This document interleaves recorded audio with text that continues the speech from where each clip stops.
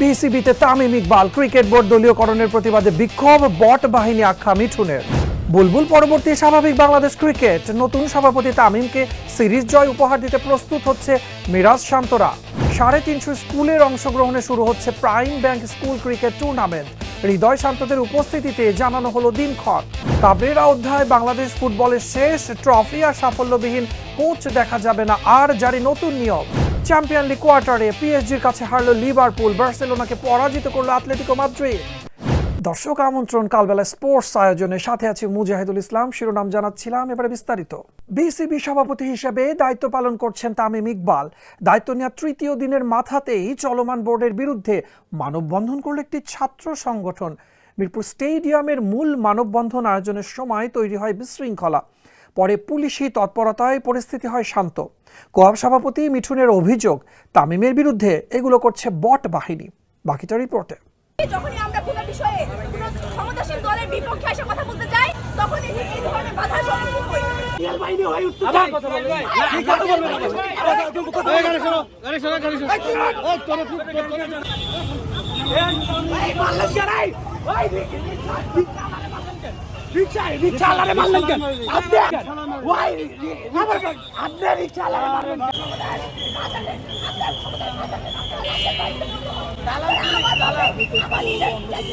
যে এটা একটা পরিকল্পিত বা একটা বাহিনী, বট বাহিনী, যেটা আমি নাম শুনেছি কিছুদিন আগে। তো হ্যাঁ, তাদেরকে দিয়ে জিনিসটা আপনার পরিকল্পিতভাবে করানো হচ্ছে। আমি তো আসলে আই হ্যাভ নো আইডিয়া যে তারা কারা, বাট আমি বলবো যে ভাইয়া, ক্রিকেট আমরা বাংলাদেশের হয়ে খেলি। আপনাদের যদি দেশপ্রেম আসলেই থেকে থাকে তাহলে সাপোর্ট করেন, ক্রিকেটটাকে সামনে নিয়ে যাওয়ার বাধা হয়েন না। পারলে কোঅপারেট করেন, না হলে একটু যারা ভালো চায় তাদেরকে কাজ করতে দেন। টেস্ট প্লেয়িং কান্ট্রি হিসেবে যে রকম ফ্যাসিলিটিস থাকা উচিত, আমাদের তার ধারের কাছেও নাই। তো এই বিষয়টা সবারই মাথায় আছে, সবাই ফ্যাসিলিটিস নিয়ে অনেক কথা বলে। আমি বলবো যে এখানে তামিম ভাই এসেছেন এবং ওনার যে কমিটিটা এসেছেন, তারা এসেই যেভাবে কাজ শুরু করেছেন এবং যেভাবে মেইন জায়গাগুলোতে হাত দেওয়া শুরু করেছেন, আমি শিওর যে সময়ের সাথে সাথে আমাদের যে অনেক বছরের যে আশা বা যে আক্ষেপ, সেগুলো পূরণ হয়ে যাবে। হিসেবে আমি তো ব্যক্তিগতভাবে অনেক হ্যাপি, কারণ এটা আমাদের অনেক বছরের চাওয়া ছিল। প্লেয়াররা সবসময় ফিল করতো যে ফার্স্ট ক্লাসে আমরা যে স্যালারি পাই এটা অনেক কম, ফার্স্ট ক্লাসে আমরা যে ম্যাচ ফিসটা পাই এটা অনেক কম। এটা প্লেয়ারদের অনেক বছরের চাওয়া ছিল। যদিও এই চাওয়াটা আমরা প্রতিনিয়ত বোর্ডকে জানিয়েছি, কিন্তু ফুলফিল হতো না। বাট এখন যেভাবে বেড়েছে, আগে ধরেন একটা জাস্ট কোনোরকম ধামাচাপা দেওয়ার জন্য 5,000 বাড়িয়ে দেওয়া হতো, সেই জায়গা থেকে বের হয়ে এই ক্রিকেট বোর্ড আমাদেরকে যেভাবে প্লেয়ারদের এক্সপেকটেশন অনুযায়ী এবং তাদের সামর্থ্যের সর্বোচ্চটা দিয়ে প্লেয়ারদের জন্য চেষ্টা করেছে, এতে পুরা ক্রিকেট অঙ্গন খুবই খুশি। সাকিব ভাইয়ের বিষয়ে আসলে কাজের থেকে স্ট্যান্ডবাজি বেশি হয়েছে, যেটা আমি পার্সোনালি মনে করি। যে সবাই ওনার নামটা ইউজ করেছে নিউজের জন্যে।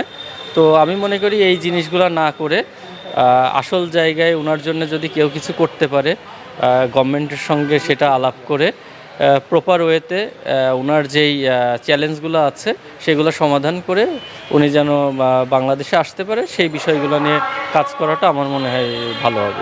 আমার কাছে মনে হয় ভাই, যে যারা ক্রিকেটের ভালো চায় বা ক্রিকেট ভালোবাসে, তাদের তো সমালোচনা করার কথা না। কারণ যে কথাগুলো হচ্ছে সব কিছু ক্রিকেটের বেটারমেন্টের জন্য হচ্ছে। যখন বাংলাদেশের ডোমেস্টিক বন্ধ হয়ে গেছে, সেটা নিয়ে কথা বলাটা তো এটা দোষের কিছু না। প্লেয়ারদের খেলা ছাড়া প্লেয়াররা চলবে কিভাবে? প্লেয়ারদের মেইন আর্থিক মেইন রুটি তো এই খেলা থেকেই আসে। সে খেলাটা বন্ধ হয়ে গেছে, সেটা নিয়ে কথা বলবে, এটা খুবই স্বাভাবিক।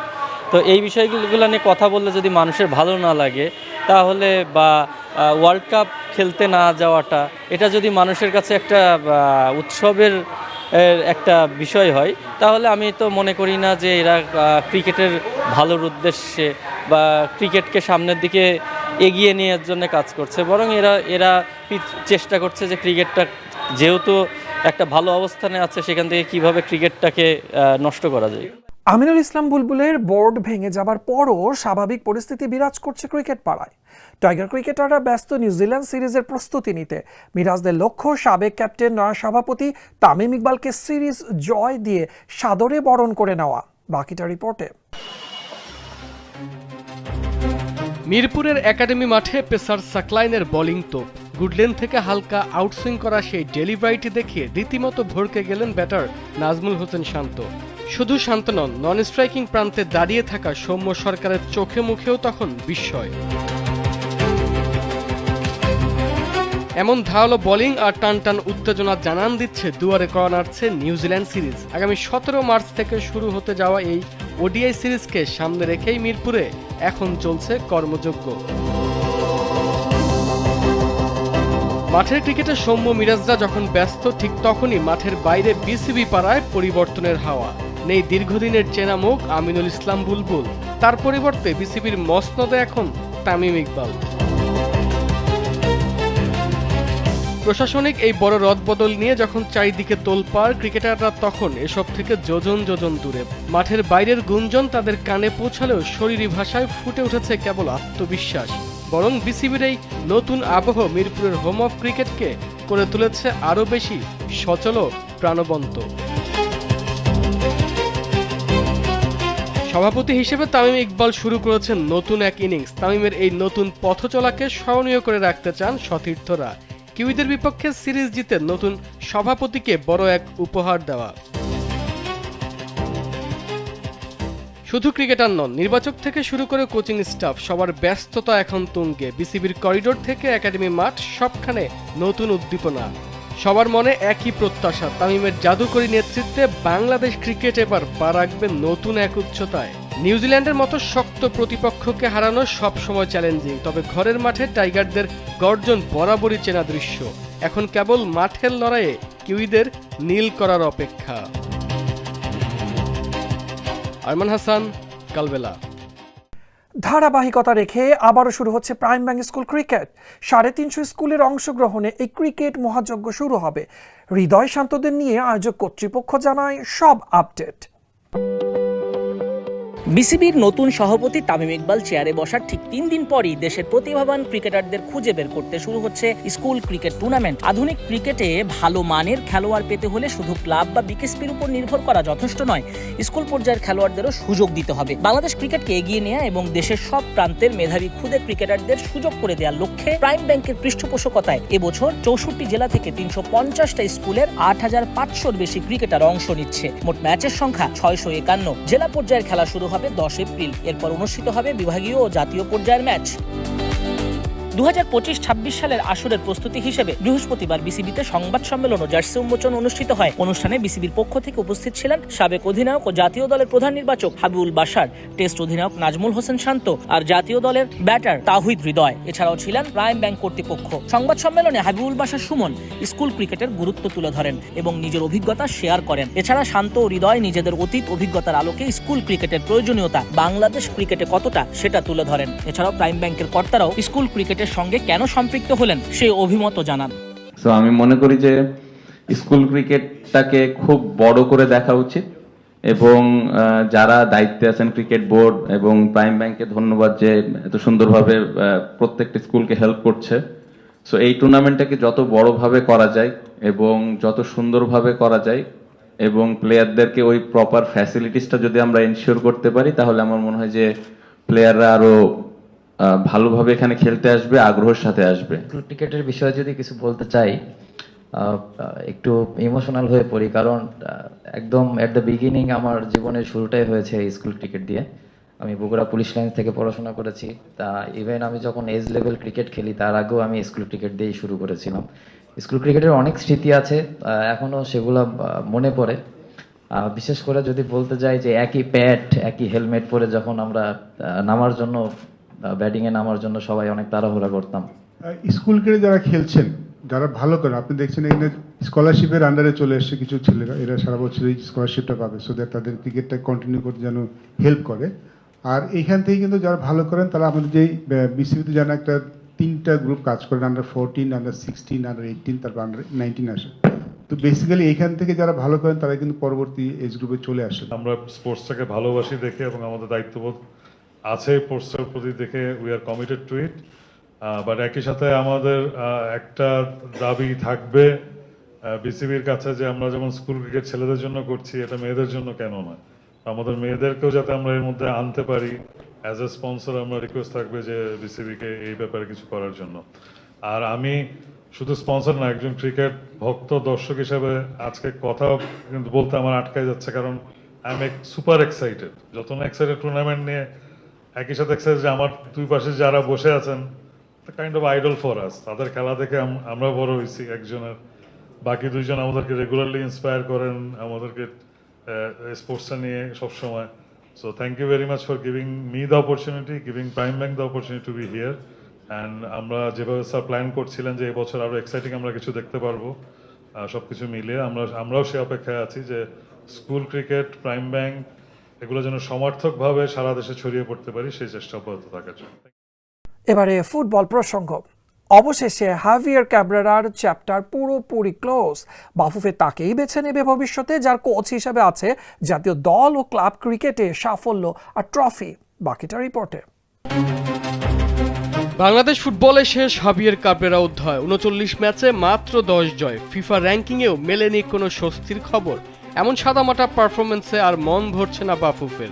তাই এবার হাই প্রোফাইল কাউকে ডাগ আউটে চায় ফেডারেশন, যার নামের পাশে আছে আন্তর্জাতিক সাফল্য। নতুন কোচ খুঁজতে এরই মধ্যে বিজ্ঞপ্তি দিয়েছে বাফুফে, তবে শর্তগুলো কিন্তু বেশ কঠিন। জাতীয় দলের কোচ হিসেবে থাকতে হবে অন্তত 5 বছরের অভিজ্ঞতা, সাথে বড় কোনো ক্লাবে কাজ করার রেকর্ড থাকা চাই। কিন্তু সবচেয়ে বড় শর্ত হলো সাফল্য। যার ঝুলিতে কোনো ট্রফি নেই, তার জন্য বাফুফের দরজা আপাতত বন্ধ। যোগ্যতা এখানেই শেষ নয়, থাকতে হবে এএফসি বা উয়েফা প্রো লাইসেন্স। বড়দের দলের পাশাপাশি সামলাতে হবে অনূর্ধ্ব 23 আর অলিম্পিক দলকেও। বাফুফে এবার 2 বছরের জন্য মাস্টার মাইন্ড নিয়োগ দিতে চায়, তবে সবটাই নির্ভর করছে মাঠের পারফরমেন্সের ওপর। মাঠের লড়াই কিংবা গ্যালারি সবখানেই এখন বড় সাফল্যের অপেক্ষা। কোচ নিয়োগের ক্ষেত্রে তাই তাড়াহুড়ো নয়, বরং যোগ্য কাউকেই ডাগ আউটে দেখতে চান সমর্থকরা। তাদের দাবি একটাই, হারানো গৌরব ফিরে পাক লাল সবুজ ফুটবল। হাভিয়ার ক্যাব্রেরার বহুত আগে বাংলাদেশ থেকে বিদায় নেওয়ার উচিত ছিল, কারণ আমাদের বাংলাদেশে দরকার ভালো একজন সৎ, ট্যালেন্টেড এবং স্পোর্টসে ভালো নলেজ এবং ব্যাকগ্রাউন্ড ভালো একটা কোচ, যে আমাদেরকে সবাইকে নিয়ে একসাথে কোলাবোরেশন করে আমাদের ন্যাশনাল টিমে কাজ করতে পারবে। সে যদি প্রপার লিডারশিপ না দিতে পারে, কিছু স্টুডেন্টকে, কিছু প্লেয়ারকে সে আদর করে আর কিছু ট্যালেন্টকে সে বাইরে রাখে, এই যে একটা গ্যাপ, এটা বিগত 2-3-4 বছর যাবৎ 1-2টা ম্যাচে না, আমরা অনেক ম্যাচে দেখছি। ক্যাব্রেরার আর কোনো গ্রহণযোগ্যতা বাংলাদেশে নেই, কারণ আমরা একটা সহজ কোয়ালিফায়ার করতে পারিনি। এই জায়গাটা একটু সুবর্ণ সুযোগ ছিল, আমাদের বেস্ট পটেনশিয়ালিটি ছিল। আমরা মাঠে ভালো খেলেছি, কিন্তু ফলাফল আমাদের পক্ষে কথা বলি। দিন শেষে রেজাল্টটাই মুখ্য। আমি ভালো পাসিং 70% বল নিয়ে মাঠে খেললাম, 50% বল দখল করে রাখলাম, কিন্তু আমি ম্যাচটা জিততে পারিনি। তাহলে তো আমার কোনো আলটিমেটলি লাভ হলো না। ফুটবলের খেলায় আপনার গোল লাগবে, রেজাল্ট লাগবে। তো যেহেতু আমরা তাকে দীর্ঘ সময় ধরে দেখলাম, আসলে তিনি আসলে কোনো ধরনের রেজাল্ট, ফুটবল আমাদের কেন ফুটবল রেজাল্ট দিতে পারেন না। পরিবর্তন আসছে গোলপোস্টের নিচেও। আশরাফুল ইসলাম রানার জায়গায় আসছেন পূর্ণমেয়াদী গোলকিপিং কোচ, সাথে যুক্ত হচ্ছেন অভিজ্ঞ ফিটনেস কোচও। ফুটবল পাড়ায় এখন টান টান উত্তেজনা, কে ধরছেন বাংলাদেশের হাল? বাফুফে কি পারবে সমর্থকদের দীর্ঘ প্রতীক্ষার অবসান ঘটাতে? উত্তর মিলবে খুব শিগগিরই। আরমান হাসান, কালবেলা। চ্যাম্পিয়ন্স লিগ কোয়ার্টারে শুরুর লেগে হোঁচট খেল বার্সেলোনা ও লিভারপুল। আতলেতিকো মাদ্রিদ ও পিএসজি ম্যাচ জিতে আপার হ্যান্ডে। বিস্তারিত রিপোর্টে। ইউরোপ সেরার মঞ্চে এক রাতে চুরমার 2 পরাশক্তি। একদিকে পিএসজির আগুনে পড়ল লিভারপুল, অন্যদিকে নিজেদের দুর্গ ক্যাম্প নুতে অ্যাথলেটিকোর কাছে বিধ্বস্ত বার্সেলোনা। কাভারাডোনার জাদু আর আলভারেজের রকেট গতির ফ্রি কিক, সব মিলিয়ে এক ধ্বংসযজ্ঞ দেখল ফুটবল বিশ্ব।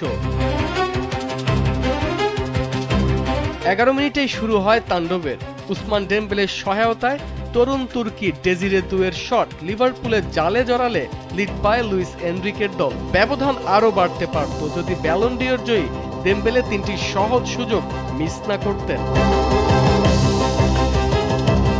তবে ম্যাচের আসল ম্যাজিক দেখালেন কাভারাডোনা। মাঠের বাঁ প্রান্ত থেকে একক নৈপুণ্যে পুরো রক্ষণভাগকে নাচিয়ে জাদুকরি এক গোল করে বসেন খিচা কাভারেস্কা। তবে ম্যাচের আসল ম্যাজিক দেখালেন কাভারাডোনা। মাঠের বাঁ প্রান্ত থেকে একক নৈপুণ্যে পুরো রক্ষণভাগকে নাচিয়ে জাদুকরি এক গোল করলেন খিচা কাভারেস্কা।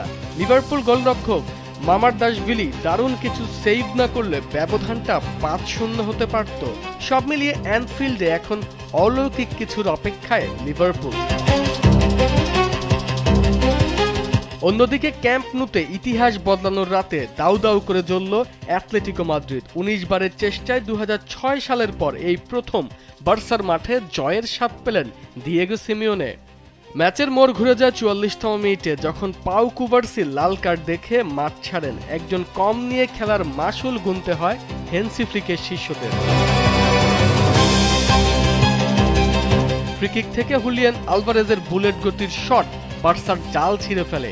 এই আসরে এটি তার 9ম গোল, যা ক্লাবটির ইতিহাসে রেকর্ড। বার্সা 18টি শট নিলেও গোলের দেখা পায়নি। উল্টো 70তম মিনিটে সরলথের ভলিতে কফিনে শেষ পেরেক ঠুকে দেয় অ্যাটলেটিকো। 2-0 গোলের জয় নিয়ে সেমিফাইনালের পথে এক পা বাড়িয়ে রাখল সিমেওনের দল।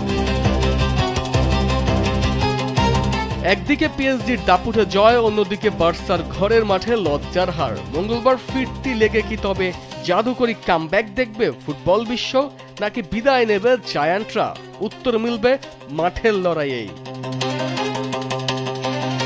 আয়মান হাসান, কালবেলা। দর্শক, এই ছিল আজকের কালবেলা স্পোর্টস আয়োজনে। ধন্যবাদ এতক্ষণ কালবেলা স্পোর্টসের সাথে থাকার জন্য।